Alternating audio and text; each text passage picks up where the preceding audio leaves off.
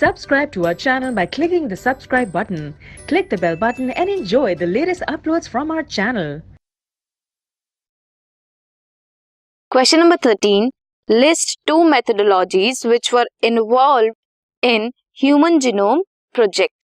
Mention how they were used. Expand YAC and mention what was it used for. सबसे पहले two methodologies were expressed sequence tags and sequence annotation. Expressed sequence tags identify करते हैं all genes expressed as RNA. Sequence annotation sequencing whole set of genome. Whole set of genome में आते हैं coding as well as non-coding sequences. And later assign करते हैं different regions in the sequence with functions.